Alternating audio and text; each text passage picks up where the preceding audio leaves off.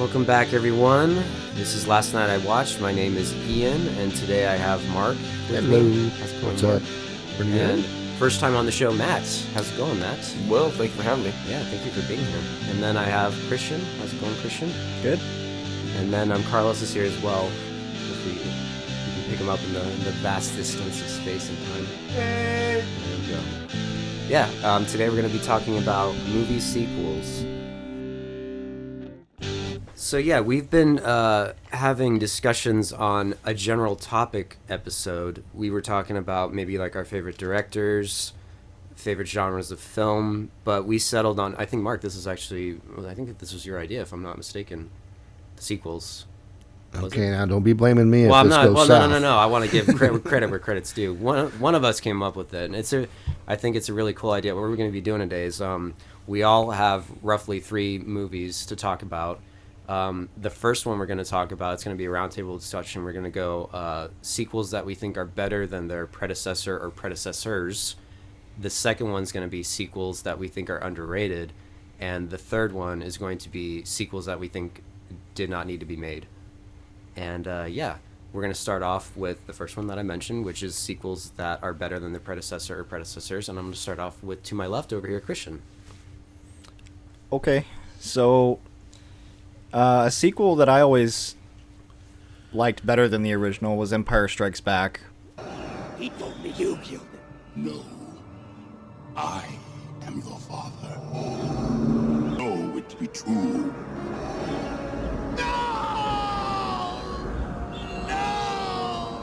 I guess I just went for like the easy choice here. I mean, it's fucking Empire Strikes Back. Like, I think most people would agree that it is better. I definitely agree. There's a few here and there like, yeah, but it's the original. You gotta love the original the best. But man, this movie takes things to a whole nother level, man.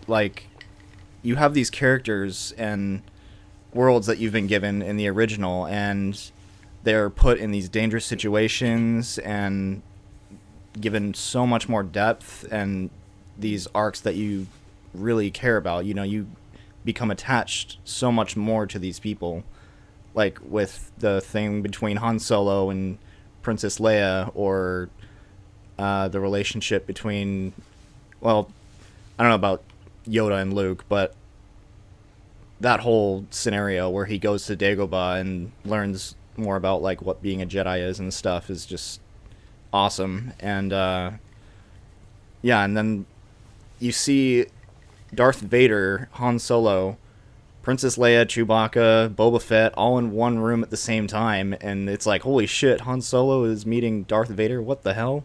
Yeah, that's a good point, because they don't share any scenes in the first movie, right? No, it's the only, on Cloud City is the only time they're ever together. That's a great point. Yeah. In the carbonite scene as well. Yeah. That's a great point. Both badasses in the same room. Yeah. Sharing a meal. No, I know. There's always been a joke about how that meal went. I think Robot Chicken did a joke on it. Yeah. Yeah, that must have been... It's quite the dining hall. Yeah, that's a good scene. He shoots at him and he pulls the blaster away from him. That's great. Yeah, man, that's like one of the greatest choices you could have chosen. Yeah, my mind immediately went there when you asked me the other night. I was just like, oh, what is it? Oh, it's... Because I personally prefer... That's my favorite Star Wars movie. So, yeah, I 100% agree with you. Mark, I think you told me a long time ago that's your favorite Star Wars movie, too. Yeah. What about you, Matt? Return to the Jedi. Yeah. It's got the perfect ending, you know? Yeah, I can't argue with that. Do you like Empire Strikes Back, though? I don't know if we've ever really talked about it. Yeah, I do. It's just the quintessential ending in the Ewoks as well. Okay. Kind of cute. Okay, gotcha. Okay. It's like every world is having a party. Yeah. Getting drunk on a Friday night because there's finally no more Empire. Right, yeah. Barbecuing Vader, yeah. That is a good ending. One thing I like about Empire, we're immediately introduced to Hoth, which Hoth's my favorite Star Wars planet. The AT-AT walkers, the snow speeders, right up there. That's my favorite Star Wars vehicle. I've never seen that. Yeah, I know. Yeah, Mark didn't. I think I had to point it out to him too. Yeah. Yeah, man. The Tauntauns, the Wampa. It's just the way that movie opens is really. I've always liked it a lot. Yeah, I think it's a perfect opening. Yeah. And everything happens. The pacing of it is like grade A, USDA approved. Yes. The beef. You know, Beef. I never thought about this till now, but Vader starts out in fire and ends in fire. Yeah. That's messed up. Yeah. That's a good point. It's like poetry. It rhymes. Very, very poetic. Yeah. George Lucas is a genius. Yeah. What else? There's a lot of great stuff about Empire Strikes Back. One day we got to do an episode on that. Obviously. Yeah. That's one thing too. We could dedicate, I'm sure, every movie that we're talking about a whole episode. But yeah, I totally agree. I think it, like you said, Kristian, the character arcs I think are very good and developed upon in that one. I think that it was very ballsy to end on such a down note. Yes. Because really nothing good happens to the heroes in that movie. Everybody fails. Yeah. In the movie. Yeah, exactly, which is refreshing to see, because most of the time that's the thing with the first one, really, aside from Obi-Wan kind of meeting his demise, I guess, if you will, at Vader, like, it really goes their way the whole time. He still succeeds though because he did that on purpose. That's a good point. So That's a very good point. It It's was all part of the plan. it's polar opposite in that regard. Yeah. Yeah, and it's also cool to see Luke kind of figure things out on his own, because Obi-Wan's telling him, him and Yoda, like, wait, Luke, don't go. Yes, listen, Obi-Wan. Yes, like, he's telling him not to go to Cloud City to rescue his friends. You need to complete your training, and he learns that was the bad mistake, because Vader pretty much kicks his ass and cuts his hand off. The thing I liked about Luke was, he didn't really, which they usually don't, but he didn't really understand just how powerful he was, and he treated it more as like a parlor trick, and he finally he finally figured out the depths of what he can do when he got with Yoda, and Yoda, he had major doubts about it. The kid's too old, and if anybody's going to know that, Yoda would know it, and he was kind of more or less talked into it, and trained him the best that he could do. Luke is still rough around the edges, and he remains rough around the edges. But I don't know. I kind of like that about it. Yeah. He's a not so perfect hero. And, Definitely. Yeah, and all that started with Empire. Yeah. I like that. And it's cool to see that kind of more into the Jedi mythology with, you're trained, Yoda's trading Luke. That's what when Luke's just kind of in the snow and he sees Obi-Wan, he's like, you will go to Dagobah and you will meet the Jedi Master Yoda who trained me, which pisses me off that Qui-Gon Jinn is a person, because he says it right there, Yoda trained him. But it's just kind of cool that we see, he's running through Dagobah doing backflips and stuff, picking up rocks. It's kind of cool to see the Jedi process of becoming a Jedi. That was never brought up in the first one, so it's kind of cool that they delved into that and you got to see it. Any more to say on Empire? I think we all agree it's a great sequel. Yep. Great choice. Thank you. Good job. Very great choice. Matt, what's a sequel that you think is better than its predecessor or predecessors? I'm gonna go with The Dark Knight, because you got the Joker, Scarecrow, and Two-Face. That's a great it's choice. Yep. Quintessential battle of Joker and Batman. What do you propose? It's simple. We kill the Batman. If it's so simple, why haven't you done it already? If you're good at something, never do it for free. How much you want? Half. You're crazy. I'm not. No, I'm not. I think that's our generation's Empire Strikes Back, if we're being serious, in my opinion. Actually, not too Or terrible. Godfather that, Part yeah. 2, whatever. Hopefully I didn't spoil anyone's choice. Yeah, that's a great choice. That's my favorite of that trilogy, by far. Yeah, I think it's everyone's. Mostly. I know you were telling me last night that you think Begins is really good too, and I agree. I do. I think it sets up perfectly how it's becoming of Batman, Right, and he yeah. goes out and seeks to be this great guy that fights crime and all Right. that jazz, or fights evil. Yeah. Gonna be a savior or something like that. Right. No, it's cool to see. he kind of thwarts Square. I don't know what Scarecrow's doing in the beginning. He's kind of like I don't know if he's selling drugs or something or what. But then he comes in and foils that plan. It's kind of interesting. We see like the fake Batman. You know what I'm talking about? What's so special about you? Yeah, or whatever. He's like, I'm not wearing hockey pads. Yeah. Yeah, it's kind of cool to see that people are kind of ripping him off. He's made such an impact that people are kind of want to copy him. Yeah. And really, that whole movie's Heath Ledger. He makes that movie, in my opinion. Oh, easily. Yeah. That's the movie that really got him off the ground, and unfortunately was his last. Yeah, I know. It bums me out that we didn't get to see more of him. It could have been, really fun to see him in the third one as well. But I think, did you say you had a problem with the way he kind of exits the movie? Because they had to stop filming, obviously, because he's dead. But he just is hanging on a side of a building, and that's all you see. Yeah. Just miraculously goes to jail this time and doesn't escape and stuff. Right. Yeah. Because I don't think they really mention him in the third one. No, there's no mention of the Joker. Yeah, in which is Rises. probably out of respect, but that's a great choice. Mark, what do you think of The Dark Knight? I love it. Yeah. It is a very good movie sequel. The thing of it is, I was just thinking about again when you were talking about the Joker. Every movie, the bad guy overshadows Batman. You got Bane in the third one. Close. I mean, he's no Joker, but he's pretty close to Joker. And whew, what a bad guy. He, the Joker kind of outthinks you, and Bane kind of just beats you to death. Yeah. So I don't know what that. That's one thing I think takes the third one down for me is I going from the Joker to Bane is just, there's no way you could beat the Joker or even match it. He was just that good.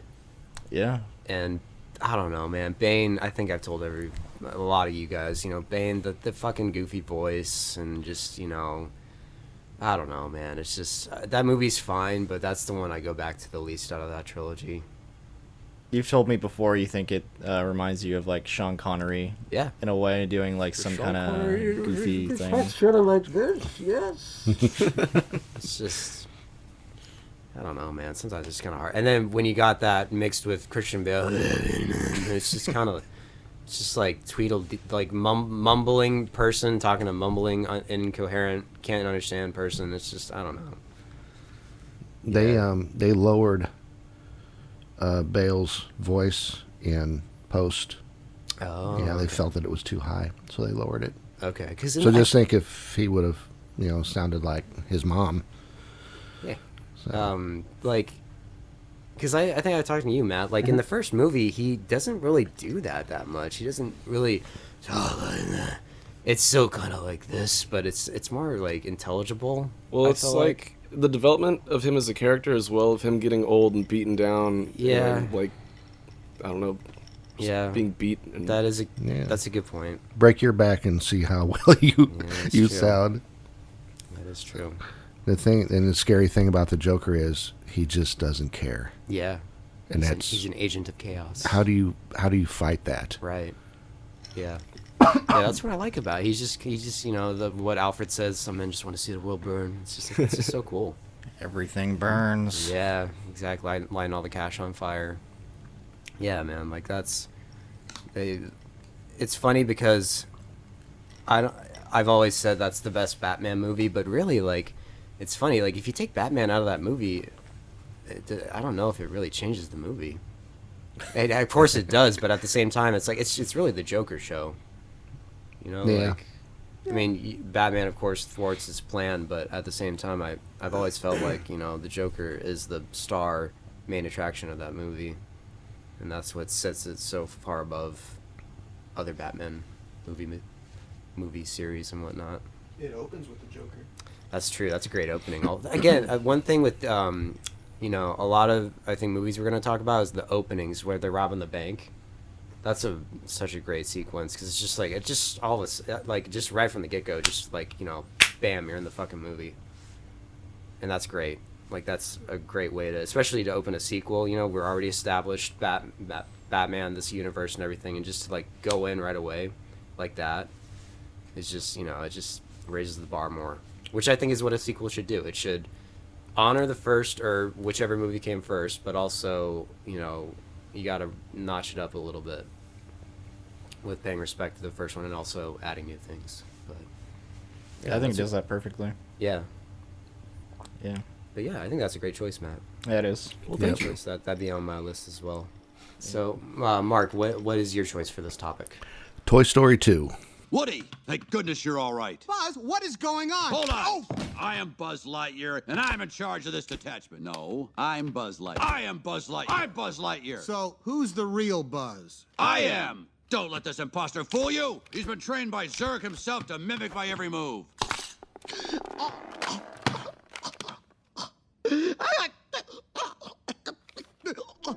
Buzz! I had a feeling it was you, Buzz. My front end just had to catch up with my back end. That's a really good one. That is a great choice. Yeah. Yep. I love it. I've seen it like a billion times with my kids. You know all the characters, you know what they're doing. They all, for the most part, get along, and it branches out into a couple of real, meaningful story arcs. And you've got Woody that was stolen, and they're going after him. And at the same time, once they find him, he's got to make a decision whether he's going to go to Japan with the others and spend his life in a museum, or if he's going to go back with them. And he had chosen to go to Japan, and he kind of talked himself out of it. They introduced Jessie, which is a cowgirl, and he finally talked her into it, and they got the complete set. They rescued them. There's a big scene about them being loaded onto an airplane and being saved from the airplane. It's just, I don't know, to me it's just a complete movie. Whether they're live action or whether they're animated, I don't know. I love the movie. Yeah, that's a great choice. By far. This is the first one where I will say I do like the first one better, but at the same time, like, I wouldn't argue with you if you liking the second one more. I think with the first one for me, it's just, I just watched it so much as a child, and I had like games for it, like video games and everything. I just played it so much, and I would choose the first one. But the second one, I think introduces Zurg. Yeah. And you Jessie the cowgirl and Bullseye and the prospector and everything. It does, add a lot. I think that's the first one that has Mrs. Potato Head. Mm-hmm. It adds a lot of characters. And yeah, that's, again, what a sequel should do. It should take the original, add on to it in a good way, and it does. Would you say you like Toy Story 2 more than Toy Story 1? I think so. Yeah? There's even a Empire Strikes Back reference. Oh my god, that's right. Is it in the very beginning when they're playing? Oh no, it's when they meet the other Buzz Lightyear. When they see Zurg on the elevator, yeah, he tells Buzz that he's his father. Right, but that's the other Buzz Lightyear, right? Aren't there two Buzz Lightyears? Yes. Yeah. Is it the other one? I think so. Because there are two, yeah. Yeah. Then aren't they hanging out later on and like, he's like, hey, me and my dad here, we're catching up or something. They make a joke about it, kind of, I think. Yeah. They were in the toy store, and they go down the Buzz Lightyear aisle, and he's got a new belt. Right, yeah. And old Buzz wants to steal the new belt. And, right. Yeah. Just, and your point about number one, to me, it suffers from the first movie blues. Mm-hmm. You're introducing everybody, kind of drags a little bit. It's only got one focus, and it's a great movie, no doubt about it. Number two is just, I don't know, for me, more of a complete movie. And there's little things in it, like when Woody goes down to save, I can't remember the name, the little penguin that doesn't have a squeaker. Oh, Wheezy? Yeah, something like that. Yeah. From the yard sale, and he jumps on the puppy, and they go down, and he's telling the puppy, act natural, act natural. Yeah. Just little things like that. She says that the bundle of stuff that he has in his hands which includes Woody, 25 cents. And they say, oh, no, he's worth more than 25 cents or something like that. Exactly 832-ish. It's just little things like that, maybe toys wouldn't have a total grasp on maybe what they're saying. Right, yeah. 90s, when Rex picks up the book, How to Fight Zurg, Yeah. In the 90s, that's all you had. You Right. didn't have YouTube to jump on and they play the game for you, that's just it, and you're sitting there and you're flipping pages, and then you go to your controllers and you flip the page again, you go to the controllers, Yeah. or you have a brother or friend nearby that's reading it to you and smacking you upside the head if you do the wrong thing. Yeah. I don't know. I can't say enough, guys. Yeah. It's a great movie. Yeah, it is. Yeah. Matt, would you say that? Would you think it's better than the first one, or vice versa? I would disagree, and the second one is a great movie. Ironically, as a kid, I thought the second one was super boring. Okay. Like, I couldn't get through, it's got, to go, and it becomes a prospector thing, and they're trying to get away from him, and then you got Zurg, and it's like, how many different things are you going to run away from in one movie at the time? But I do like it a lot more now, and it's not boring. But I got to stick with the first one. You got, the pizza truck. Yeah, Pizza Planet. And the claw. Yeah, yeah. The little green guys. Yeah. Yeah. And, Sid blowing toys up and stuff, it's really, and at the end, when they're chasing the moving truck and everything, that's great when they're flying. It's like, we're flying! We're not flying, we're just falling in style. That's awesome. It is. But yeah, Toy Story 2, it does have, again, the opening's pretty cool when, you actually think Buzz Lightyear's doing all this. It turns out just to be a video game. That's fun. Yep.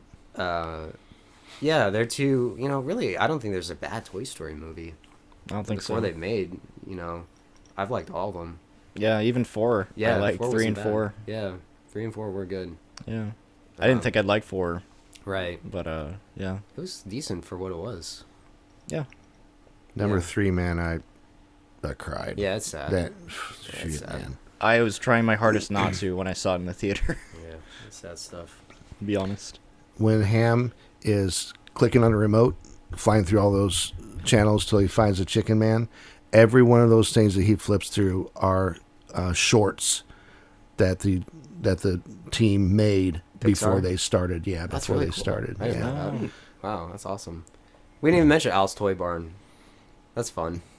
When Barbie, this is cool. When Barbie turns and goes down the Buzz Lightyear aisle, she says something about, short-sighted retailers didn't have enough toys for the first one or something like that.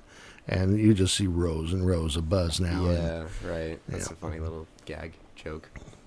That's another one of my favorite things is we got to use our heads, and then they're running with him like a battering. But I don't want to use my head. That's a good joke. The outtakes at the Oh, end. that's Those right. are That was just- clever. Yeah. That was Yeah. really clever. When Woody starts seeing the things that Woody's Roundup, and all the toys and stuff that are his, they showed Tom Hanks mock-ups of these while he's in his recording booth. So his reaction to those is genuine. Oh, So I wow, thought that that's was cool. really cool. Yes, I didn't know that either. Sweet. That's really cool. Yeah. All right, Ian, what you got? This is gonna unfortunately not be as probably well known as your guys' choices. My choice for this topic, sequels that outdo their predecessor, is George Romero's Dawn of the Dead. They must be destroyed on sight. When there is no more room in hell, the dead will walk the earth. We are down to the line, folks. We are down to the line.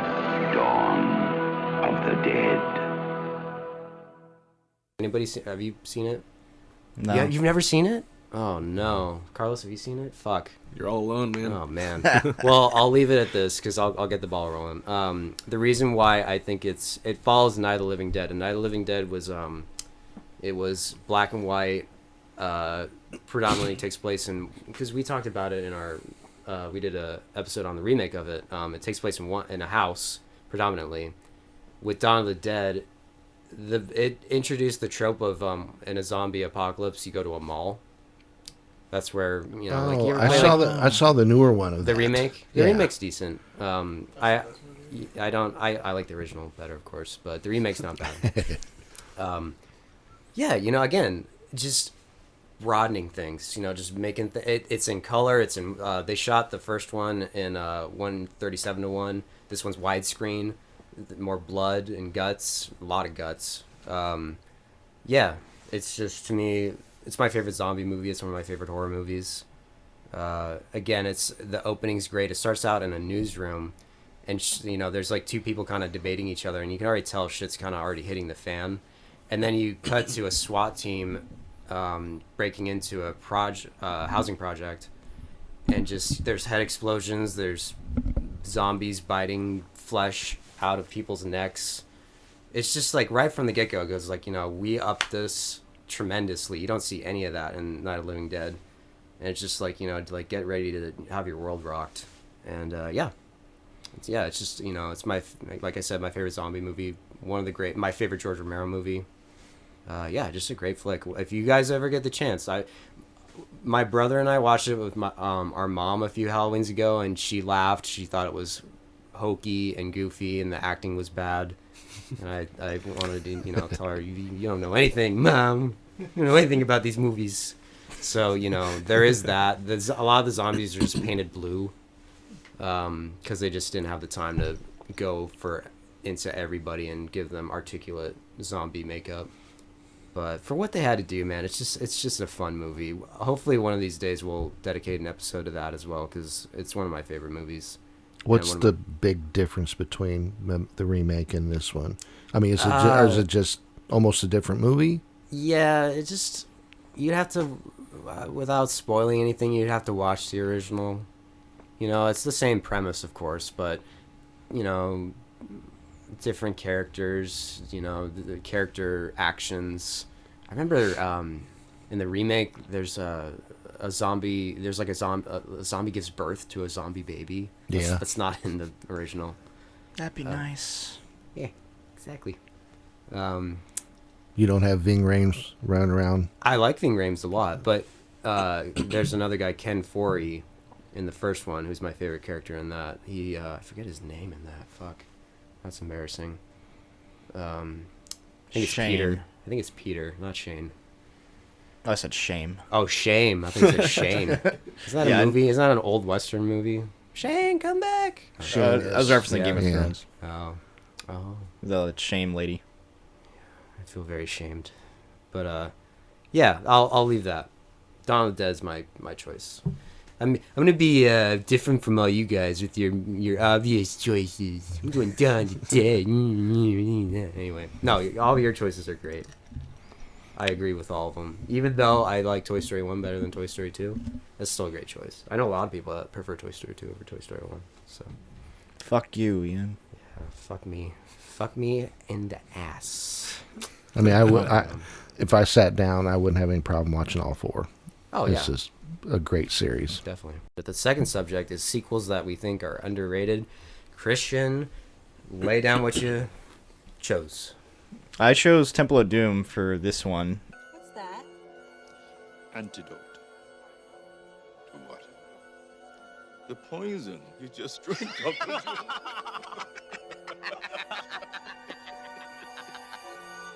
The poison works fast, Dr. Jones.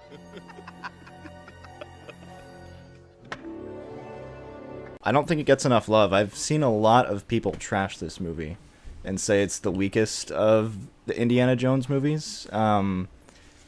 It's definitely not my favorite Indiana Jones movie, but come on, it's like there's so much to love about this. You have Short Round, you got what's her name? The crazy lady, Willie Scott. Willie Scott. I just watched this recently. I should know this, but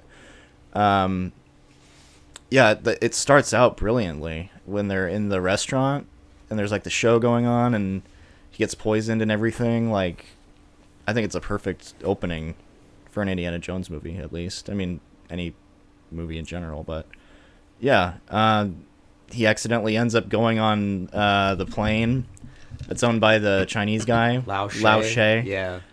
So long, Lao She. And then he closes the door and it says Lao She on it. That's a good gag. Goodbye, Dr. Jones. And they realize that the plane is being or not even hijacked. It's just they leave. They jump out of the plane. They realize no one's flying the plane. Yeah. And they have to use a inflatable raft to go down there, which is obviously like movie magic. You know, you couldn't actually do that in real life and live. But yeah, and like the whole Kali Ma thing, and like the thuggy, ripping the thuggy cult is what they were, I think. The thuggies. Yeah. And like the whole like ripping the heart out of the dude ritual. I don't know, dude person. The sacrifice. He gets his heart ripped out. He's still alive. Yeah. Yeah. It's kind of awesome. Yeah. Like, agree. I don't know why. I mean, I guess I can understand why people would shit on it, but I feel like I've heard that too much. Like, it's fucking Temple of Doom, man. Like, come on. Gotta love it. And I agree. Yeah, the ending too, man. Like, I assume everyone here has seen Temple of Doom. Been a long time. No. You've never seen Temple of Doom? No. Oh, What? Man. Oh shit. Wow. You need to get out more. I do. Or you need to stay in more. Right. But anyway. Well, ending is fucking cool. You need to watch that movie, dude. Yeah. It's a great flick. Wait. Is that the one with the little Asian dude? Okay, Yeah. then I have. Oh, It's okay, been a okay. long... Yeah, I'm yeah. an idiot. I also like the mine carts when they're getting out of the temple. Yeah, the Disney ride. How foreshadowing. Yeah, yeah. That's great. He stops it with his shoe. And it's like... yeah. He's like, I need water. I need water. And then Yeah, there's a bunch of water coming through the tunnel. And he's like, water. Holy shit. Yeah. That's great. Yeah, that's one of it's just like that movie doesn't really stop. It stops maybe like when they're at the dinner. Yes, it slows down a little bit, but even then, all the goofy shit that they're eating, the beetles and the snake surprise, and they cut open. There's a bunch of eels in the snake. What's the surprise? Yeah, the soup with the eyeballs in it and everything. Yeah. Give me your hat.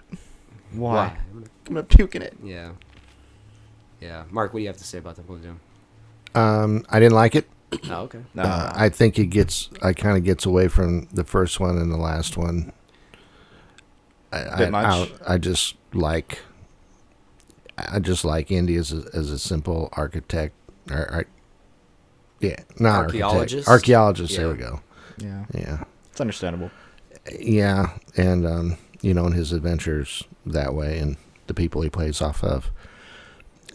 One of the biggest things that I have a problem with that movie is the blonde. Yeah, she sucks. She is the most annoying part of that movie. movie. Especially going from Marion Ravenwood and Raiders to that. Yeah. Because Marion kicks ass a lot. Steven Spielberg just like... Well, that's his wife. Yeah, I think they're still married. Yeah. Yeah.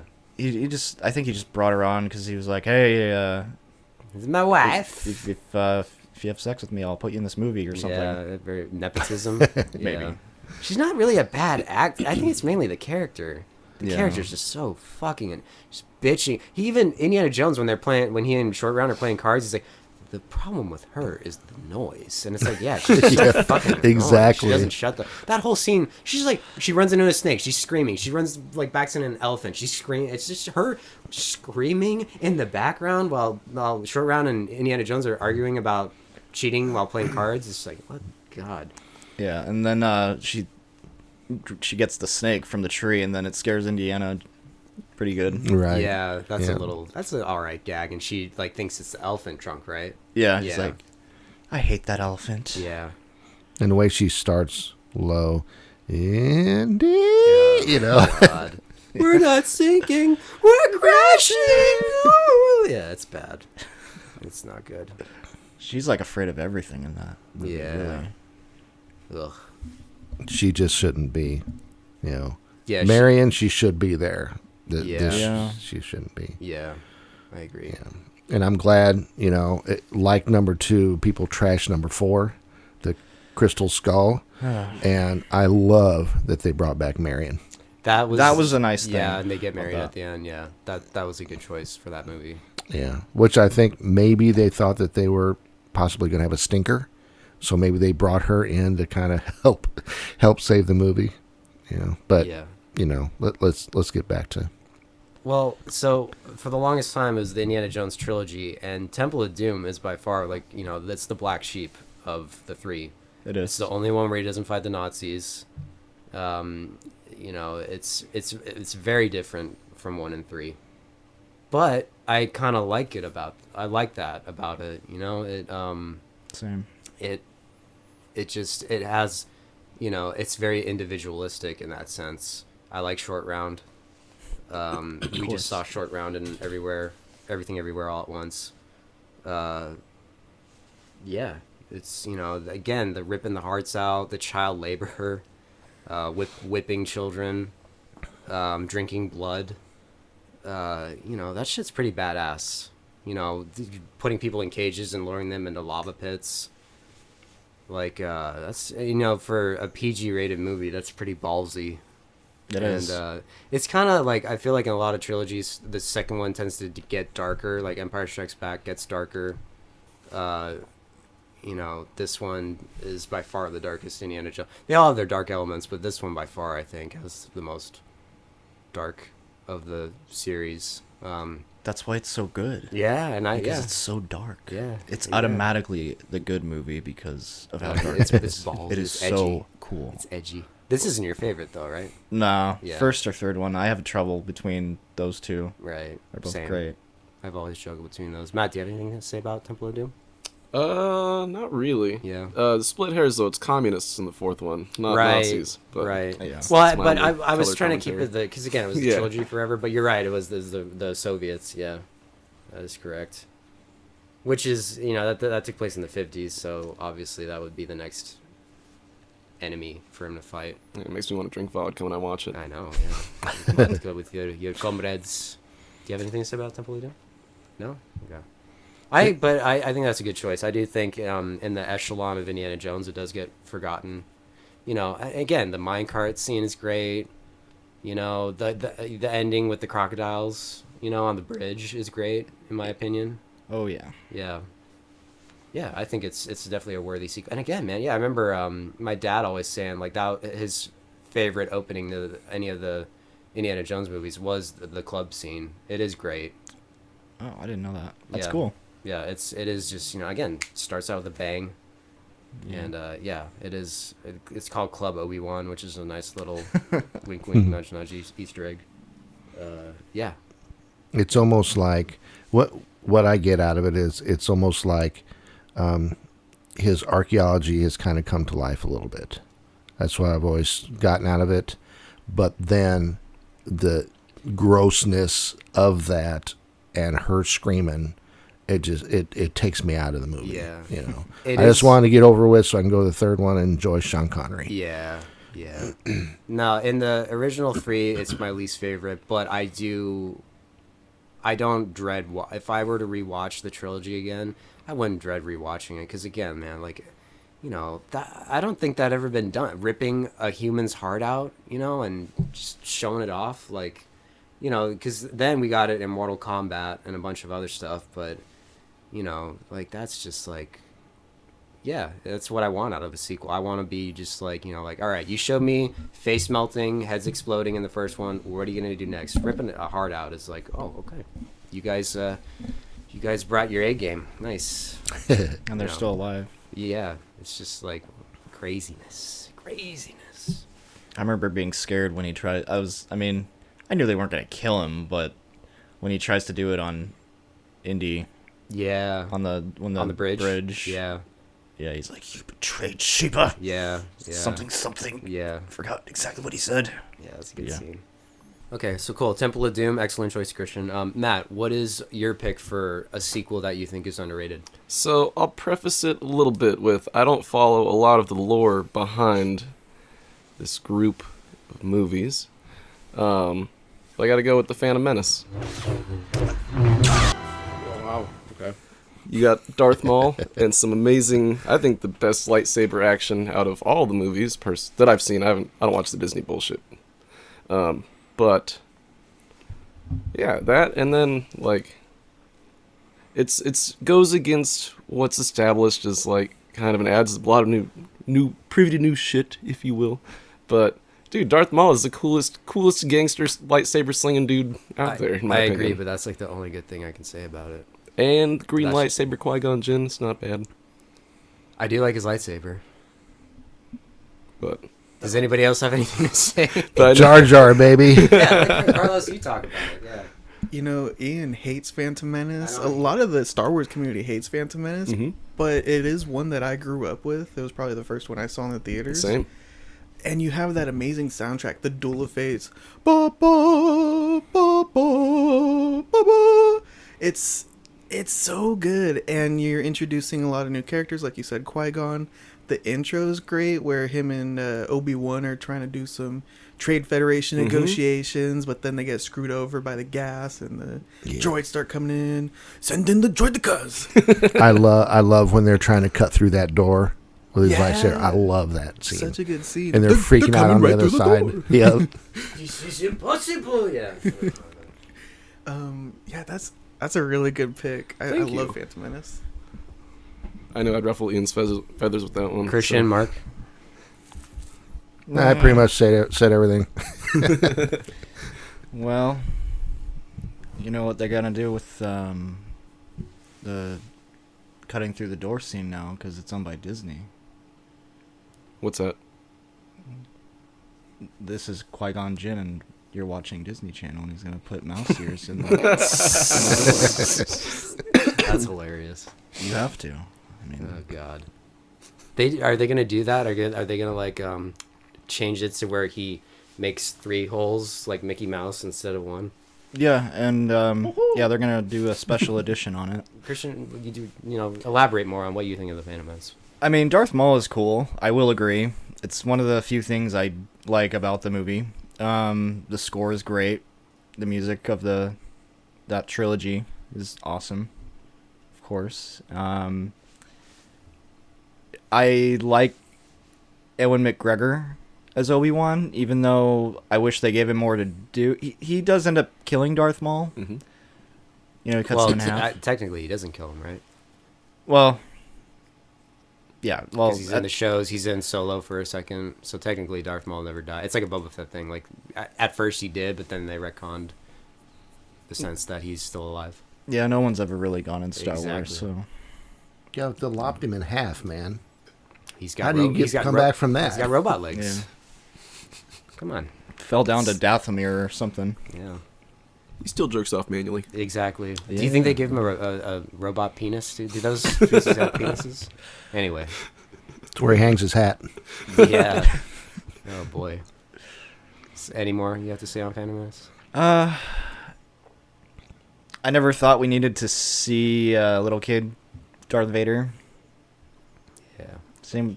Well, it's cool with the racing and stuff, though, man. The pod racing is cool. I will say that, especially in the games. Mm-hmm. Now this is pod racing. This is pod racing. But yeah. I'm trying to think.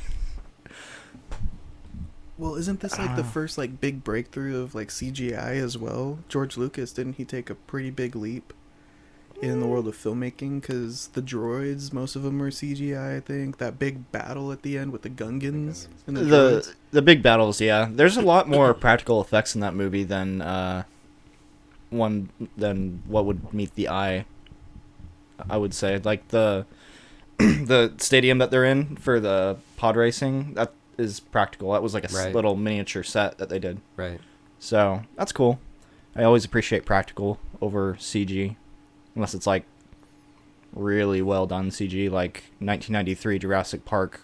Good. Yeah. 1991 Terminator 2. Yeah. Yeah. T2. Yeah. Love it. Mark, do you have anything more to say about Phantom Menace? No. Yeah. There's spots here and there. Anything with Anakin in it makes me cringe because he's such a horrible actor. Man, that oh poor man. kid, man. Yeah, I feel bad for the guy, but he is way in over his head. Yeah. But the pod races are cool. I like the little dude that the two heads branch off, and one is speaking English and one's speaking whatever it's speaking. At the pod race, right? The announcer. Yeah. Yeah. The lightsaber battle. I mean, that's hard to beat. Cutting through the door. At the big battle at the end. Yeah. Spots here and there, just, I don't know, it's like the glue that holds all that together is not very strong. Okay. But I would sit down right now and watch it. Okay. So, Matt, you do think it's underrated generally? Yeah. Yeah? Because anybody who pays attention to Star Wars is like, oh, like the prequels are total garbage. And they don't, it's too complex and loses what Star Wars originally was. Which I am an amateur watcher. So it doesn't bother me, and I just take it for this is a cool sci-fi action movie. Got it. You agree? Yeah. Yeah. I mean, this kid here, he's like that's basically how I watch movies too. So would you agree that it's underrated?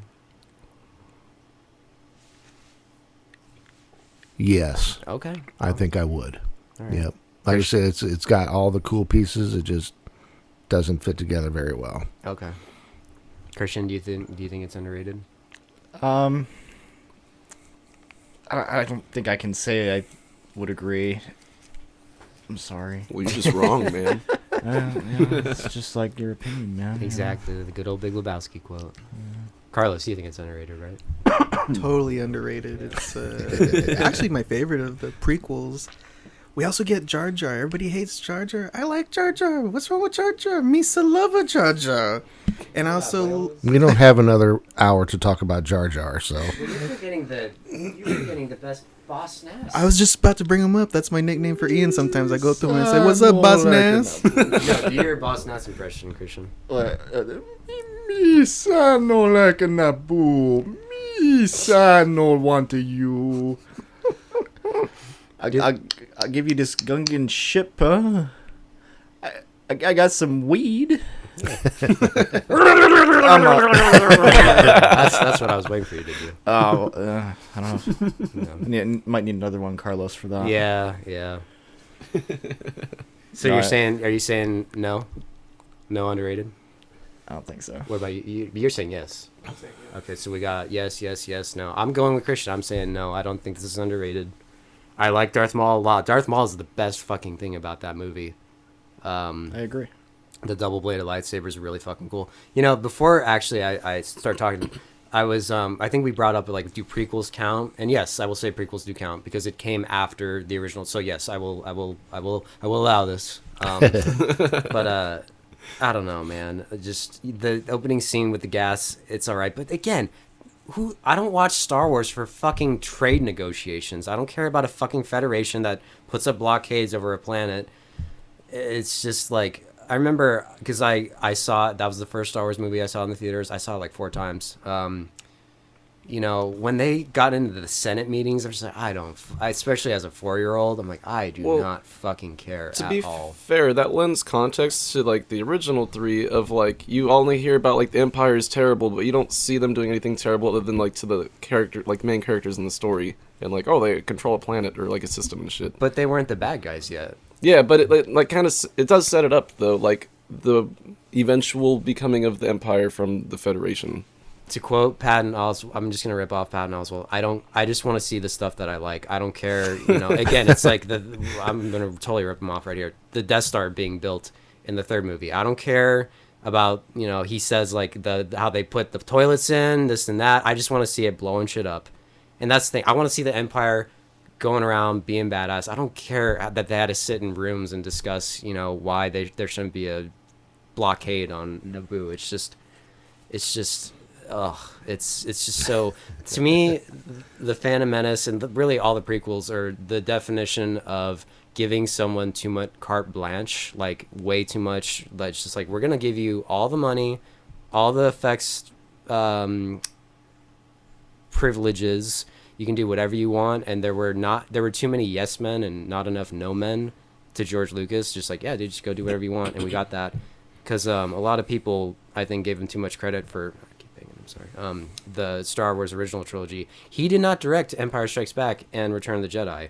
We were talking about that. Okay. Mark and I when you went in. Okay, cool. Yeah. You know, a lot of people say the first movie was saved in editing. It won an Academy Award for editing. You know, he had nothing Why to do is with that? It's because it just I know the Death Star battle at the end was really clunky. They had like it's not the way it is in the finished film. It's like they had multiple runs at it. Like not of the way there's a video on it. I don't know how to explain it, but it was just very clunky and just not as climactic. Okay. You know, like there's other people out there that can explain it way better than me. My point being is, you know, I think at this time people were maybe giving George Lucas a little too much freedom. But it does have its moment. Darth Maul is awesome. The pod race is cool. You know, Qui-Gon Jinn, I like his lightsaber, like you said, you know, green, but you know, like he's not that fucking memorable. Like you know, he's just kind of there. I don't know, man. I mean, I respect your opinion. You know, that's becoming more and more common nowadays. A lot of people are saying how much they like the prequels, and that's cool. I have nothing against it. I just, you know, they just don't really do much for me. Some things do. You know, Darth Maul's fucking awesome.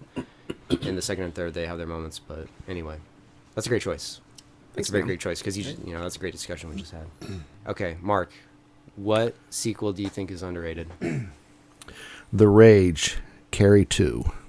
You've heard of Carrie White, haven't you? 73 people died night of the prom. Next semester. Rachel! Terror Dude, it's her! It's her doing it! runs in the family. The Rage, Carrie 2. Man, we missed another killer party. That's a great choice, and I've never seen that, but I know of it. Yeah, it's. Well, now you know how it feels with my Dawn of the Dead, because I doubt you guys have seen The Rage Carrie 2. No. Okay, was that direct to video or like a TV movie? It was supposed to be the start of another line of movies, I guess, and they decided to make it a sequel to Carrie, the 1976 version of Carrie. Yes. And it goes by in Carrie 2, the girl in it has telekinesis powers like Carrie did. They are half sisters. Oh wow. Yeah. And do any of the returning cast come back? The only one that came back was Amy Irving. Okay. She kind of helped. She kind of tried to befriend Carrie in the first one. Yeah. She's the one where she went to the grave and grabbed her arm. Well, she's a school counselor now, and what happens is her name is Rachel, the Carrie sister. Okay. Her friend Lisa, they're really, really good friends, and Lisa has sex with a football player. Well, as it turns out, the football team has what they do is each football player, they rate the person that they have sex with, and the person that gets the highest rating wins. Classic. Yeah. Well, Lisa figures this out, and she jumps off the building and kills herself. So in comes Amy Irving. She's talking to all the kids, and she sits Rachel down, and they're talking about it. And Rachel gets a little bit upset and moves something on her desk. Boom. So this triggers Carrie now. So Rachel, basically, you mean Rachel or? Rachel, Carrie's sister, moves an object on her desk. But you said it triggers Carrie. What do you mean? It in Amy Irving's mind, her experience. I see. Okay. Now it has triggered, Gotcha. her experience with Carrie. Gotcha. And so Rachel finds out about what the football team's doing, and she basically screws around with them. The football player that Lisa, her friend, had sex with is 18, and Lisa wasn't. Okay. So they're trying to get a statutory rape charge on him. Wow. She's leading the charge in that, and so the football players are like, no, this isn't happening, and so they get back at her. And this is one of the few movies where the guys are actually after the girl. Usually it's girl on girl, guy on guy. Right. but they are after her because, now this dude, the scouts, all that opportunity's been blown now with a football scholarship because her coming forward and pushing them to do something about this football player. Nice. Well, during the course of all this, she starts dating a football player. Wow. Really, really nice kid. They get along really, really well. And so she goes to the football game and watches him catch the winning touchdown, yada, yada, all that kind of stuff. And so there is a party afterwards. She gets invited to the party because now she's one of the cool kids. Gets invited to the party. Her football boyfriend gets delayed, so he doesn't get there in time. Well, the reason that she's taken there is because they want to fuck with her. Yeah, I know, yeah. And so that's when shit explodes. Okay. She starts using her telekinesis, and she's setting shit on fire, and she's blowing glass around. One of the cool effects is she gets CDs, and she starts slinging CDs at people, and they're cutting throats and all that kind of stuff. So by the time her football player boyfriend gets there, she's pretty much slaughtered everything. The house is destroyed, all this kind of stuff. So she finds out, now I won't go into too much detail of this, she finds out that her football boyfriend actually loves her. So everything's cool. They're about to get together, and this roof beam falls, and she sees that it's going to hit her boyfriend, so she pushes him out of the way. The beam falls on her. She dies. Real cool kind of jump scare at the end when he's at college, and she shows up, and he's going to kiss her, and she turns into glass and explodes. So it's kind of a neat little jump scare. Nice. But anyway, the reason, I think it's underrated is because I think it's a pretty good continuance of Carrie, the original. Completely different writing team, director, all that kind of stuff. Mm-hmm. Another cool thing about this movie is it's 90s. Man, the clothes, the hair. 99, I want to say it came out, I think. Yeah, okay. Yeah, and it's just, you watch this thing, it just lives and breathes and smells the 90s, Nice. The couple of things about it is Rachel, Carrie's sister, is a lot more aggressive than Carrie was. Carrie was this, little doe that was scared of everything. Have you guys seen Carrie? Nope. No? I've heard of it. Okay, yeah. It's a Stephen King book. Yeah. It came out in 1975. The movie came out in 1976. Basically, it's this girl. Her mom is very Bible thumping. Yeah. That kind of thing. Thinks that she's a demon because she's got the telekinesis. She moves shit around. She poofs up little pieces of little fires everywhere and that kind of stuff. Talks her mom into going to regular school. Goes to regular school, and she's just not ready for it. She's very meek. She gets picked on. She has her period in the shower, and she doesn't know what a period is, and all the girls make fun of her and throw tampons at her and all this stuff. It's a good movie. Yeah. It's a good movie. If you guys could ever find it. It's a Brian De Palma movie, and I'm a big fan of his. He did Scarface. He did the first Mission Impossible. He did The Untouchables. He's a really good director. If you guys could ever find it, I would highly recommend it. But anyway. And then she goes, one of the popular kids ends up taking her to prom. And you can imagine what happens, Shit goes awry, to say the least. They actually set it up where she is prom queen. Dude she goes with her as prom king. John Travolta is like the main bully. Yeah. Yeah. Yeah. It's fun seeing him as a prick in that. So they're up on stage, and it's set up, although the guy has gotten to the point where he really doesn't want it. He doesn't want her hurt. Well, she gets hurt. Well, let's leave it at that, though, since they haven't seen it. Okay. Yeah. It's pretty good. It's a good finale, climax. Yeah. One of the big differences between the two is Carrie, nobody lives. She shuts the doors down, and boom, everybody is dead that's at prom, all the chaperones, teachers, all that kind of stuff. And in Carrie 2, her attacks are more focused. Okay. So the good guys leave. The only thing that I disagree with Carrie 2 is Amy Irving gets killed, and it's kind of a cool way to die, but I don't necessarily agree with her having to die. Yeah, that's kind of a bummer. Yeah, that's a big kind of argument when sequels bring back characters from previous movies just to kill them off.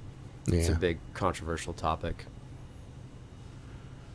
That's interesting. I'll have to watch that. I've been, I like Carrie a decent amount, and I know of the Rage Carrie 2, and I've just never seen it. But, I think I was talking in our G.I. Jane episode, like, I have a lot of nostalgia for, that era of movies, like late 90s. So one of these days I'll have to check it out. Because, I watch guys on YouTube that have talked about it, too, and I've just never gotten around to it for whatever reason. And break out, look up 90s horror, look up 90s comedy, because that particular time in movies and stuff is kind of a black sheep. Yeah. And there's some really good stuff in there, and I think Carrie 2 is one of them. Nice. So I would suggest highly that you sit down and you watch the original Carrie, watch Carrie 2. There is a Carrie that was made in the 2000s. Yeah. Almost word for word remade.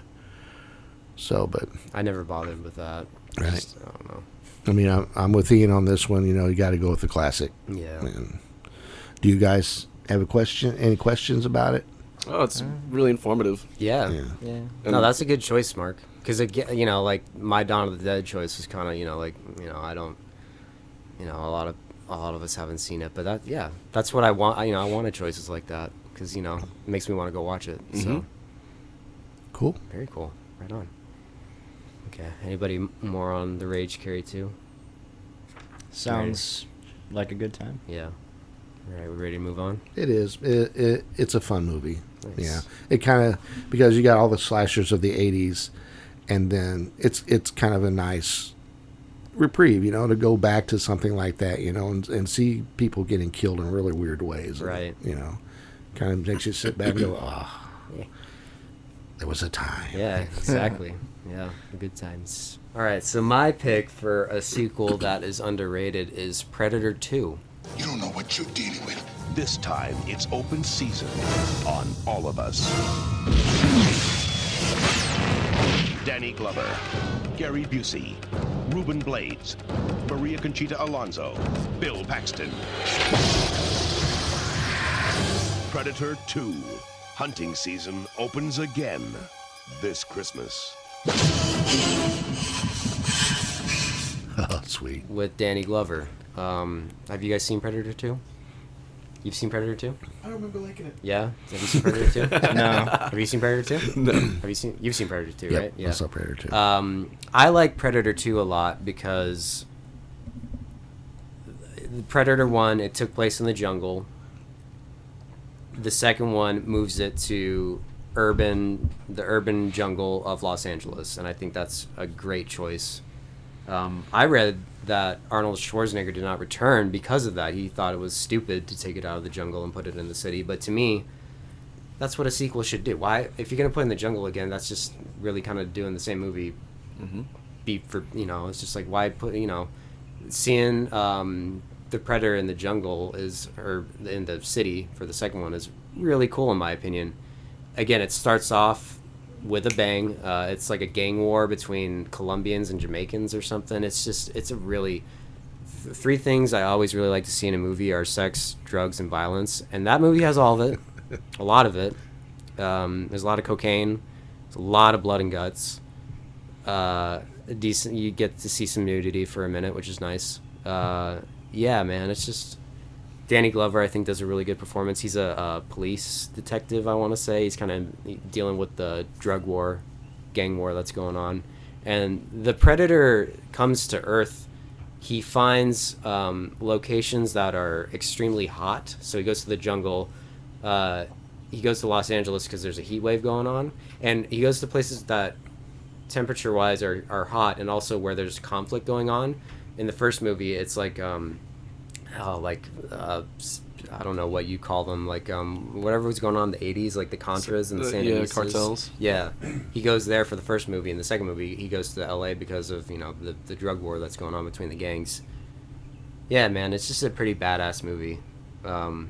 I like it a lot. I think it was the proper decision if you were to make a sequel for Predator to take it to the city.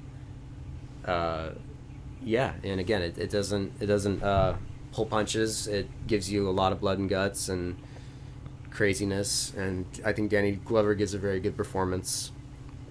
And yeah, it explores the lore more. At the very end, you're in the Predator ship, and you get to see all these alien skulls as trophies in their ship, and one of the skulls is from the xenomorph skull from the Alien movies, which I think Dark Horse had just put out the Alien vs. Predator comics, so that was like their little wink wink nudge to that. You get to see more Predators at the very end, not just one, and one of the Predators gives Danny Glover like one of those flintlock pistols from like the Civil War Revolutionary era, and it just goes to show that these aliens have been coming down to Earth for hundreds of years, which I thought was really, again, just explores the kind of backstory behind them, which I thought was really neat. And but it also doesn't spoon feed it to you. It's just kind of implied. It doesn't give the long. He just gives him a gun, and it has like an inscription on it. That's all you need to know. And I thought that was really cool. And yeah, they've been around a long time. Yeah, and I really like that. To me, it's everything a sequel should do. And yeah, with Carl. So you don't like Predator 2? Yeah, I don't remember liking it as much. I don't remember any big Gatling gun scenes where they're mowing down a whole forest all at once, and grenade launchers, and like we were saying, they were blowing up the Sandinistas and stuff. In the original, I don't. It's been a minute since I've seen Predator 2, of course. Maybe it might grow on me, but I do like your opinion that setting it in the urban setting is pretty neat. I don't know if you remember for the original Xbox, they came out. Jungle? They made Concrete Jungle game, yeah. Predator. Yeah. That was a fun game too, and that takes place mostly in the urban environment. Right. Interesting concept, and you're right with the ending where we get to see all the history of the Predator inside of their own, like, mothership or whatever. That stuff's cool too. Expands the lore. I just don't remember like that scene that sticks out to me, you know? Like in the original when he's shaving his face, looking out for the Predator, and he cuts himself, and you're like, oh shit, it's going down. Yeah. Or the Native American on the bridge doing his big scream. Right, yeah. Come on, do it. Yeah. Get me. Get to the chopper. Get me now. Yeah. One thing also too is they bring in a lot more weapons for the Predator to use. He has like this disc that he throws, and it can chop people in half and everything. He's got a spear. That's what I think is really great too, you know, delving into more of like what the Predator can use to just fuck people up. And yeah, I would recommend watching it again. You might not like it, but at the same time you might pick up something that you might enjoy. Have you guys seen the first Predator? Mm-hmm. Yeah. I would recommend the second one. Okay. You know, you're probably not going to like it as much as the first, but I think it's for what they did with it, I really think they did a decent job. And, you know, it's everything I wanted in a Predator movie. The Predator kicks ass. Again, like, you know, they don't pull punches. It earns its R rating for sure. Yeah, it's really fun. Mark, what do you think about Predator 2? Do you think it's underrated? Yes, I do. Okay. I always like that when they take the battle to the city. And the nice thing about this is the Predator didn't change really. He still hunted like a predator, you know, only he was swinging around from buildings instead of trees. Right. And, you know, he hung the skinned corpses like they normally do, you know, and that's the kind of stuff with later on with the different predators that they cobble together, you know. They don't do that kind of stuff anymore. Yeah. That's why I think I said in our text the other day, rating Alien vs. Predator PG-13. Like, what the fuck is that about? That's a whole other topic. But, yeah. Well, to expand on that topic real quick, most of the horror movie, because I'm a big horror movie guy, most of the horror movies nowadays are PG-13. And no. Yeah, you just, no. You don't have a slasher, and you're assuming that he's doing slashing. No. Yeah. I want to see blood and guts. Yeah. Anyway, back to the second Predator. I was going to say something now, and I forgot what it was. I do like Danny Glover. He just, it doesn't matter what he's fighting. He's got a job to do, and he's going to do it. Yeah. Golly, I don't know. It's been a long time since I've seen it. I do like it at the end when he's on the ship, because it's like, okay, you beat us. Yeah. They're like, you know how that is. That's his reward, is the flintlock pistol. Right. It's like, yeah. that was his, like, we respect you. Here, take this. Yeah. Which I think is cool. It's kind of cool. Like it's just like well played, worthy adversary. It's just, I like that. They just, it just goes to add a little more depth to these aliens that we don't really know much about. And I know what I was going to say. I wonder, because in the first one, you kind of had your basic Predator, and then the second one, he's got more tools at his disposal. Maybe he's a step up. Yeah. And you keep going up till you fight the boss. Yes. And so. Yeah. Yeah. That's kind of what I got out of it. Right on. Yeah, I would recommend you guys watch it if you can find it anywhere. It's a fun movie. I'd watch it. Yeah, one of these days, try to get together and watch it or something, because it's fun. It'd be fun to do an episode on it as well. We got to do the first Predator, of course, too. Okay, so now we are on our third and final topic, and that is sequels that we thought should not have been made.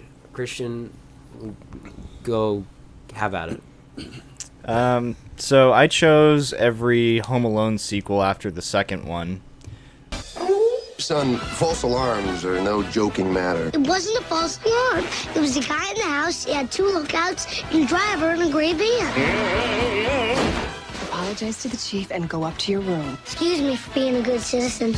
The world laughs, Alex. You've stained the family name. Loser! And I think it's pretty obvious. Like, no Macaulay Culkin, completely different cast, I'm pretty sure. In the third, and obviously the fourth. Because I think in the ones after it, they try to bring back his family, but the third one is just like a whole other family. Yeah, Scarlett Johansson is his sister. Yeah. In the third one. Yeah. I guess that was one of her earliest roles. Yeah. Had to be, because she's young as fuck in that movie. She's like a teenager or something. Yeah. Yeah, and yeah, just the whole there's 4 burglars now in the third one, and the fact that they just kept making the movies is just why? Yeah. With the second one, at least you have everybody came back. Yeah. Yeah. Every character comes back, and aside from Old Man Marley, but we get the new the bird lady. That's Old Man Marley in New York. Mm-hmm. Yeah, and then in the third one we have this random grandma across the street. God, yeah. That serves absolutely no purpose, really. Well, don't they kidnap her and yeah, then the little kid has to go rescue her? And... It's I don't know, just stupid. And it's I guess it's fun. At least when I was a lot younger, it was still fun to watch a kid set up all these traps for all the burglars and everything and whatnot. But yeah. The only thing I thought was cool in the third movie as a kid was he takes his little dart gun and he spray paints it black and it looks like a legit Glock. Yeah, that's pretty badass. But other than that, it was pretty lame. Yeah, just why? Yeah, exactly.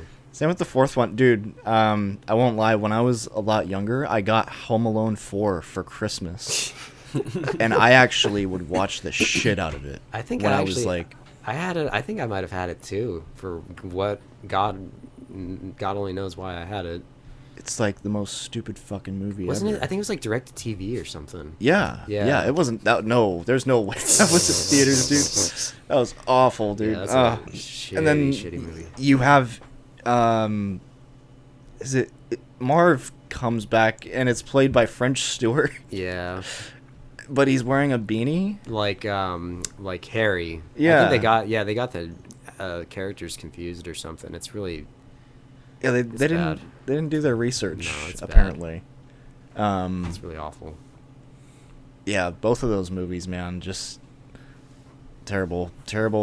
I mean, especially terrible acting in the fourth one, dude. Like, thank Christ that was not in theater. Didn't they just make a new one called Home Sweet Home Alone or something? With those I didn't. British kid. There's a Home Alone 5. Oh wow. And then there's Home Sweet Home, which I have not seen and I do not care to. Yeah, I don't want to talk about those aside from how shit they must be. But yeah. Are they all Christmas movies? Oh yeah. Yeah. I don't think the third one is. It's snowing, but I don't think it has anything to do. No, maybe it does. Because there's like a toy car. Maybe I don't even remember if that had to do with Christmas or not. That's a good question, actually, because I don't even know if I remember there being like a Christmas tree in their house or anything. I don't know. Huh. It's just a typical. It's not even a Home Alone movie, really. I mean, in the sense that the kid is home alone a lot, but but the theme. He's not. His family doesn't go anywhere. No, his mom goes to the store or some shit. It's like there's no I don't know. You don't care. Yeah. About like, oh, his mom went to the store. Oh shit, some burglars are coming in. Uh-oh. Like, okay. Yeah. Knew everybody. Oh, wow. Yeah. Great. Are they the same characters though? No. So Not his in the name's third not one. Kevin or his name is Kevin. No, not in the third one. It isn't? I forget what his name was. It's not Kevin though. It has nothing to do with 1 and 2 at all. Except that it takes place in Chicago. Other than that, it has nothing to do with them. Not even a Trump cameo? Not even a Trump cameo. Yeah. That's what makes the second one. Yeah. Oh, yeah. We just lost a listener. Do you guys agree with him? Or I'd go a step further, personally. I don't even think you need the second one. Okay. Wow. Yeah, I think there's you have a perfect movie in the first one. You Yeah. can't follow it up to the same level. A lot of people say that the second one is basically just the first movie over again, which it does kind of I do like it though. I like I like New York a lot. I like the New York backdrop. It's nostalgic. Yeah. But I get what you're saying. It is really, just the same one over again. I do see where you're coming from with that. Definitely. Mark, what do you have to say? I agree with Matt. We don't really need the second one either, and I've not seen any of the ones after the second. You have not seen any of the ones after the second? No. Oh, good for you. The second one. Keep that way. Yeah. I like the setup that he's in basically the abandoned apartment and that kind of stuff because it gives him more things to fuck with him with. Right. But it isn't really needed. Yeah. And from what Kristian talks, the others definitely weren't needed either. Nope. So, not at all. Oh, you don't think you need a Home Alone 2? Don't even bother with 3 and onward. It's. I mean, number 2 is good. If you're, setting up the Christmas tree or stuffing the turkey or whatever, and you've got it on in the background, that's fine. Yeah. But other than that, I would never sit down and actually watch it again. It's got Donald Trump. Come on, in the Plaza Hotel. Down the hall to the left. Come on. Down the hall to the left. Classic movie line. Oh yeah. His best role. Yeah. Oh yeah. Yeah, definitely. Anything more to add? I agree with Kristian. Exactly what he said. I like 1 and 2. I do get where you guys are coming from. That it doesn't. 2 isn't necessarily needed. I still really like it though. But yeah, that's a great choice. When you told me that, I was like, that's a really great choice. I was really close to pulling an audible and doing the Terminator movies, every sequel after the second one. That would have been great too. Yeah. But I was like, nah, I'm gonna do Home Alone. Yeah. Yeah. Why not? Great choice. Carlos, do you have anything to add to that, or okay? Cool. Great choice. Thank you. All right, Matt. Sequels that did not need to be made. Jaws. Jesus. Eddie, swim! Swim fast! It's a shark, Eddie! Swim! Oh, God, Eddie, swim! Swim faster! Hurry! Come on! Swim! Come on, swim! Hurry, Eddie, it's a shark! Eddie, hurry! Faster! Come on, swim! Hurry!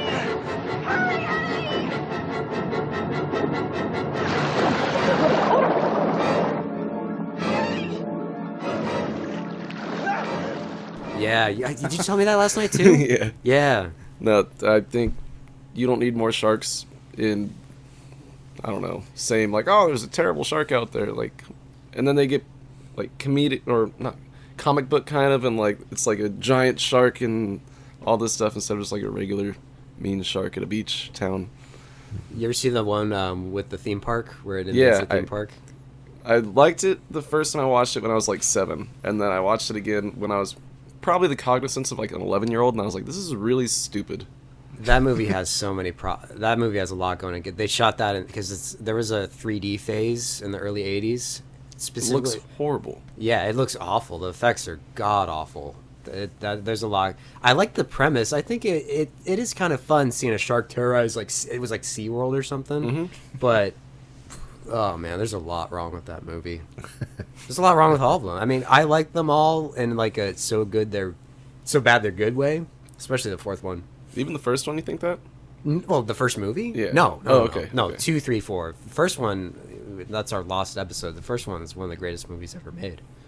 2, 3, and 4 though, yeah. Like I think Roy Scheider, Chief Brody, is still good in the second movie. He's the best part of it, in my opinion.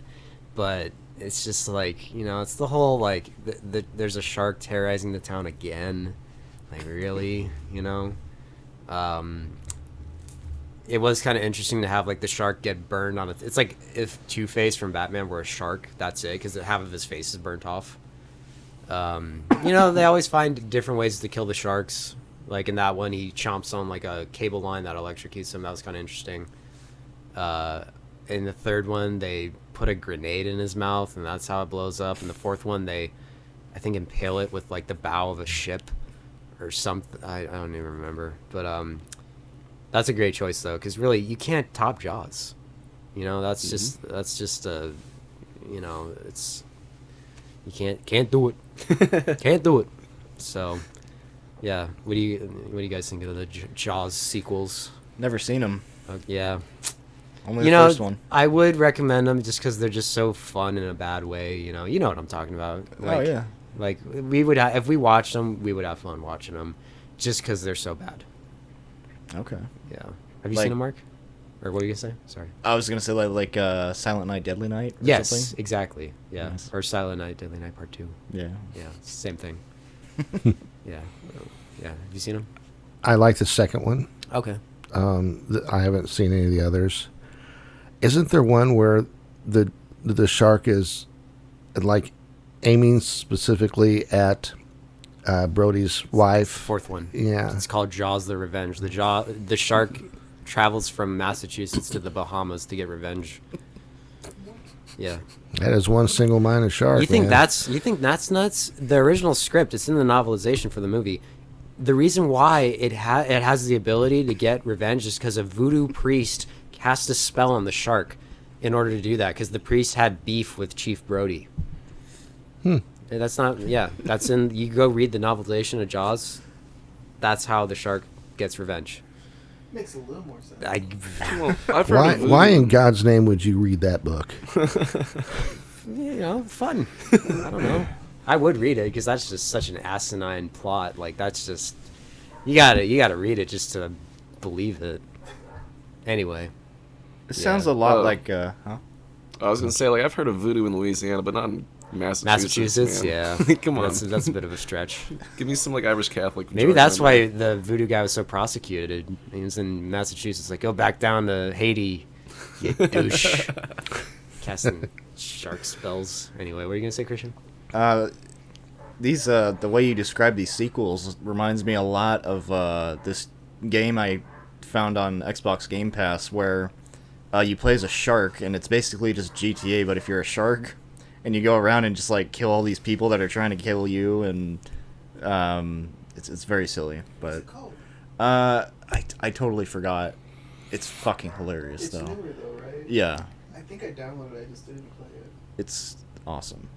They made a Jaws video game for PlayStation 2 and Xbox, and it's Jaws Unleashed, and you do that. You get to go and chomp on people and sink ships and stuff. Can you go on land?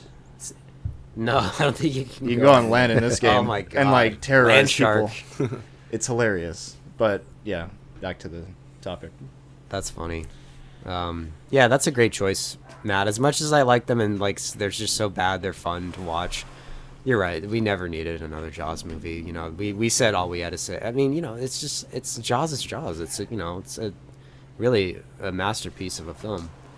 And I get, you know, there are parts in Jaws 2 that do feel a little more like the first movie, mainly because of Roy Scheider and the wife coming back, and the mayor comes back too. But you know, it's no Jaws 1. None of them are, especially with the theme park and the revenge, the one with the vengeance. It's just, you know, it's amazing that those movies were actually distributed by a major studio in Hollywood. But yeah, that's a great choice. Mm-hmm. Yeah, it is. Yeah. Anyone have any more to say? All right, Mark. Sequels that should never have been made, or a sequel. Mummy 3, Tomb of the Dragon Emperor. All right, that's better. We can get him close, Dad, and then we can finish him off with Lynn's dagger. Look, I'm sorry. I just don't put much faith in your girlfriend's magic dagger. Okay, Dad, she is not my girlfriend. You say that now, but I still don't trust her. Well, I do. So you should trust my judgment, okay? Look, kid, I put down more mummies in my time than you. You put down one mummy, Dad. Yeah, same mummy, twice. Wow. I remember a friend of mine and Kristian's, we sat in the theater, I think, for 10 minutes, and we went and saw something else because we had to kill time. Mm-hmm. That's the only... I have a collection of 1, 2, and 3, but I've never actually sat down and watched the whole thing. Yeah, don't bother. Okay. It took me a couple of times the last few years because I like Brendan Fraser. Yeah, Love the I guy. like 1 and 2. I think they're fun. And I just couldn't do it. And so for this show that we're doing now, it's like, all right, I'm going to take the leap. I'm going to do it. My biggest problem with this is they replaced Evie. Is that Rachel Weisz's character? Yep. I didn't even know that they replaced her. They replaced her with Maria Bello, which I like her too. Oh, she's a great actress. Yeah, I know her. I think. Is she blonde? Yeah. Yeah, I like her a lot. Yeah. They darkened her hair a little bit because Rachel Weisz's is dark. Right. But no, there's no sense in that. Either kill her off, or she's staying with her sister, or whatever the hell they want to do, but do not replace her. Yeah. Just don't do it. It starts out, they're retired. Brendan Fraser, he's out trying to fly fish, keeps getting the hook stuck on him or in the tree or something. So he pulls out his gun and starts shooting fish. And she's an author, and she's doing a book reading, that kind of stuff. And so this friend of theirs, he says, you know, I need this talisman to be delivered to China. And I want you guys to do it. You're pros, you know what you're doing, all that kind of stuff. Well, they give in to him. They go to China. Now, this Evie magically also can interpret and read ancient Chinese. So the chick can like read anything anywhere in the world, all right, which can't do it. So they're there. Jonathan, her brother, happens to have a casino there. They're all in Shanghai. I don't know. It's like the perfect storm. Their son shows up there because he's doing the dig to try to find the emperor, the dragon emperor. And is that what it's called? The emperor, the dragon emperor. Tomb of the Dragon Emperor. Yeah. So they're digging up. They find him. He comes out. He comes alive or whatever. You know, he's got to get the Shangri-La to become human and to spread bad stuff all over the world. Jet Li is the emperor. Wow. Jet Li is awesome. Yeah. But Jet Li was making another movie at the time, so most of what we see is the emperor in like this ceramic stuff that he was buried in, and eventually it all comes apart when Jet Li shows up. That's a crock of shit. You want to talk about an ending that was just so anticlimactic. You know, I mean, you got Brendan Fraser, who can kick ass in his own right. You got, you know, Jet Li, arguably one of the best, you know, martial artists. Yeah, definitely. And nothing. That sucks, man. Yep. Have you guys ever seen that? I saw it in theaters in Vegas. I don't remember much. Do you guys like the Mummy movie, like the first two at least, or I haven't seen them. Yeah, I like the first two. You've never what? You've never seen the first two? No. Oh, is it the third one? Oh no. Why you go straight to 3? Yeah. They just wanted to go see the Mummy. They're like, hey, we're gonna go see a movie. Let's go see the new Mummy. I was like, oh, okay. I thought it was because that movie came out like way too long after the second movie came out. Yes. It was like, why are you making the third one now? It was just out of nowhere, and yeah, I just didn't really. I still, I have it in my collection. I just don't bother. No, don't Okay. bother. Yeah. What they were going to do is they were going to use this movie as a reboot, but they didn't reboot it because they had plans for Tom Cruise's Mummy, which that'll be an interesting story here in a sec. So they decided to make it a sequel. Sorry about that. Now, little bit on Tom Cruise's movie. Tom Cruise, they rebooted the Mummy for him, but they were going to call it, I've got it here somewhere, The Dark Universe, which would have been really cool if they'd have done this. You saw that, But, right? Yeah, The Dark like Universe. Okay. Well, this is something that they were going to name this series. It was like the Marvel Cinematic Universe with Yes. Universal. They were going to bring in like the Wolfman, the Invisible Yep. Man. Yeah, Mhm. I remember. All that, yeah. It is a cool Yeah. idea. Well, Tom Cruise's Mummy kind of killed that. It didn't sound good. I had no interest. It just, I don't know, man. It just did not look good. I remember seeing the trailer for it, but you liked it? It's no Brendan Fraser's Mummy, but it was a good little action flick. Yeah, I never saw it. And it did have the potential because it does introduce Dr. Jekyll and Mr. Hyde. So you're getting kind of that world building and that universe building, and then Universal announced they're gonna make a Wolfman. Oh, Dracula. Oh, it's gonna be an expanded universe. That sounds fun. And then it fell through.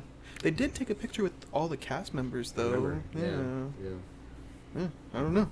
Yeah. Well, I this is how much of a nerd I am. I like the Boris Karloff Mummy from the 30s, and they did that. They were like the first ones.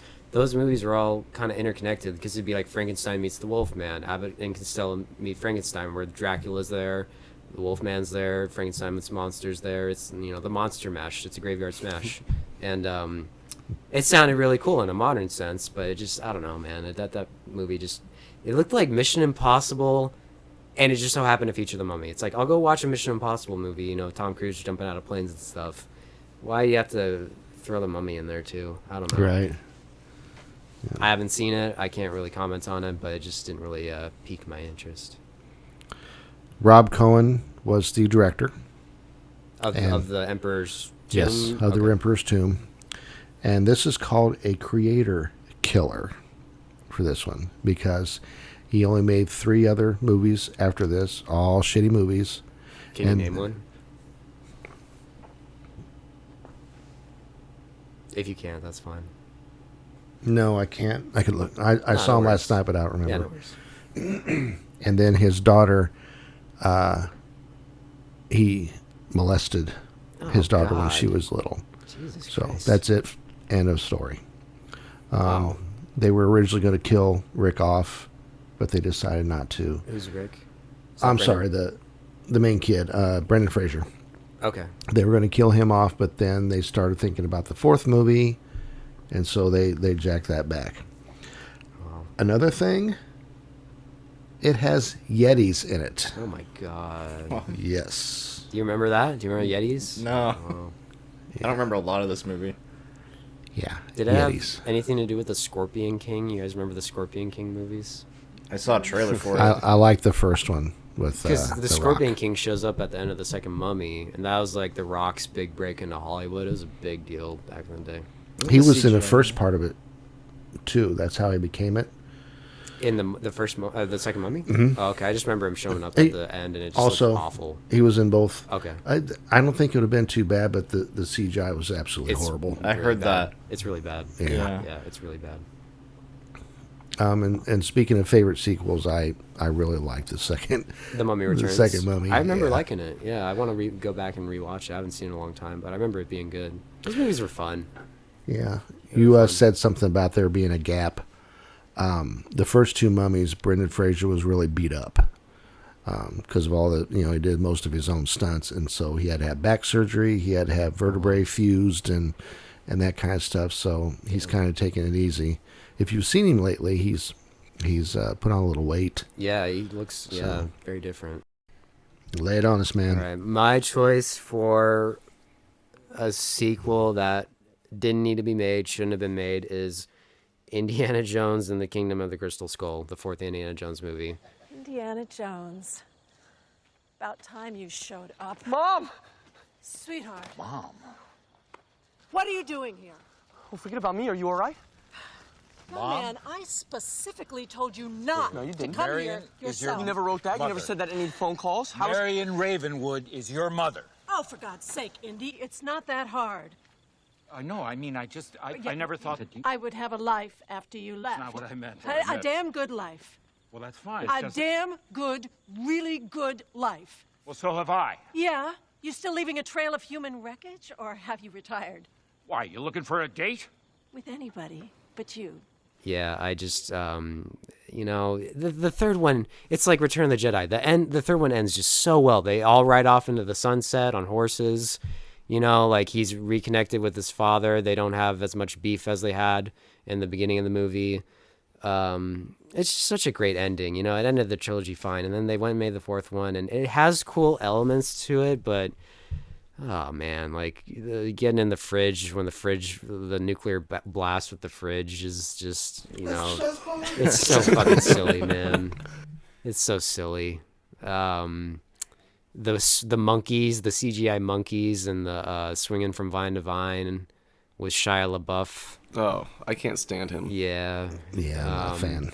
The only good thing I can say, we already talked about it, the only good thing I can say about that movie is bringing back Marion Ravenwood and having him marry her at the end. That was nice, but other than that, man, it's just like, you know what, it blows my mind. They're making a fifth one, apparently. And it's like, serious? That's right, aren't they making a fifth one? It's like, they're done filming it. He's going to be in a wheelchair. He's going to be Indiana Jones in the Adventure of the Retirement Home. I don't know. Like, I don't know, man. I thought we learned our lesson with the fourth one. And we're getting a video game, too. Well, a video game, sure. That's I'll take a video game, but a movie with Harrison Ford? Come on. They need to hurry up before he dies. He's getting awfully old. They could just leave the man alone. They should leave the man alone. He seems like he wants to be left alone. Yeah. But, I'm sick of this crap. Yeah, exactly. Yeah, man. Like, I don't know. Does anybody have anything to say about that? I agree with you. People like it. I watch dudes on YouTube that really enjoy it, and I respect it. But it's just, to me, it's just like, it just didn't need to be made. What do you think of the fourth one, Mark? It seems like they packed a lot of action into this little bitty space. If you watch the other three, it's spread out. There is context between the action, so you can sit back and relax, and you're learning something at the same time something comes up that action comes up, and you're entertained that way. It's like the fourth one, it started out, after the refrigerator, which I think is pretty cool. After refrigerator, then it slows down. And then it works up and works up. They grab Marion, and then pretty soon it's like nonstop. Something is always happening, whether it's a freaking fencing or the ant thing. They're going off a cliff. I thought they went off a cliff. I don't think they're close to a cliff. I know. There's always a cliff in those movies. Yeah. The one thing that I remember when I was watching is I'm thinking to myself, please do not let Shia LaBeouf take the torch. Keep Indy. Kill him off if you have to. Do not let that happen. And thankfully it didn't. They tease it, right? When his hat's on the ground or something, and then Indiana Jones snatches it from him. Yeah. Yeah, that was kind of neat. Yeah. One thing I didn't remember, the character where it was his friend, but he was bad, and then he was good, and then he was bad again, and he was good. Do you remember? It was his buddy. Does anybody remember that? So, well, there we go. Oh, you know the guy with the mustache? Yeah. I remember even the theater being like, "What the fuck, this guy? What God, this guy?" And Indiana Jones is an idiot for believing him. Oh, you're good again. Oh, okay. Oh, you're bad. Oh, you're good again. Oh, now you're bad. It's just like, what the fuck? Oh, he was like some. Wasn't he like an agent working for the Russians? I don't know, man. It just. Yeah. It's like they were old friends. He was doing a bad thing, but at the same time, he felt bad for doing the bad thing. I guess they just did it so much to the point where it's just like Indiana Jones seems like an idiot for believing this guy now. All right, well that wraps up our sequel topic. This was again the first time we'd ever done this. I hope it was a success. Until next time, take care. Go watch the movies. Let us know what you think in the comment section, and yeah, thank you. Thanks for having me. Yeah. Good night, everybody. See ya. Bye.